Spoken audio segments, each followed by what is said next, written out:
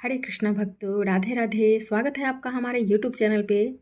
आज हम देख लीजिए एक सच्ची घटना पे आधारित पौराणिक कथा श्रवण करते हैं, क्योंकि पुराणों में भी कहा गया है कि अगर हम किसी जीव की हत्या या उसे कष्ट अनजाने में भी देते हैं तो उसकी सज़ा मिलती है। भागवत कहती है कि कर्म प्रधान है, इसीलिए कर्म हमें कैसा करना चाहिए। अगर कोई विद्वान पुरुष कुछ बताते हैं तो उनका अनुसरण करना बहुत ज़रूरी होता है। आजकल बच्चे किताबी बातों में आकर के माता पिता की बात भी नहीं समझते हैं और गलत कर बैठते हैं। उससे बहुत नुकसान पहुंचता है आगे चल के, क्योंकि वो अपने जीवन के एक्सपीरियंस से बताते हैं बच्चों को। रही बात आजकल की जनरेशन की, बात ही अलग है।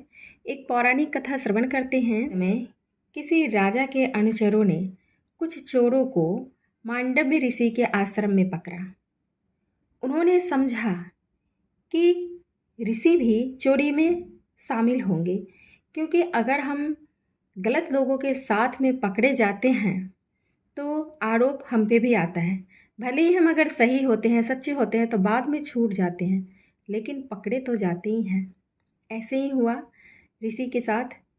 अतः वे भी पकड़ लिए गए और राजा की आज्ञा से सबके साथ उनको भी सूली पर चढ़ा दिया गया।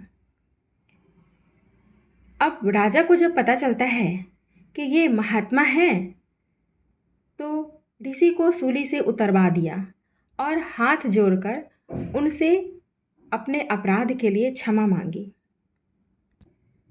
लेकिन तब तक महात्मा जी अपना शरीर त्याग कर चुके थे और यमराज के पास पहुंच करके उनसे प्रश्न करते हैं कि मुझे किस पाप के फलस्वरूप यह दंड मिला।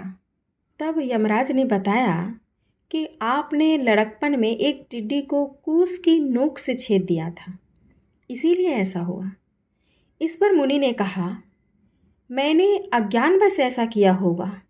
उस छोटे से अपराध के लिए तुमने मुझे बड़ा कठोर दंड दिया, इसीलिए तुम 100 वर्षों तक शूद्र योनि में रहोगे। मांडव्य जी के इस श्राप के ही कारण यमराज विदुर के रूप में अवतार लिए थे, लेकिन वो यमराज थे, इसीलिए धर्म की राह पर रहे। भले ही उन्होंने दूसरे के गर्भ से, यानी कि रानियों के गर्भ से ना जन्म लेकर के दासी के गर्भ से जन्म लिया था। अब बात करते हैं महात्मा की, तो उन्होंने अपराध अज्ञानवश किया था, इसकी सज़ा उन्हें इतना बड़ा मिला।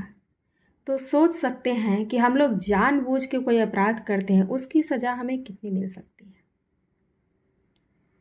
हरे कृष्णा, राधे राधे। वीडियो पसंद आई हो तो अपने दोस्तों के साथ ज़रूर शेयर कीजिएगा, क्योंकि अपराध आखिर अपराध ही होता है।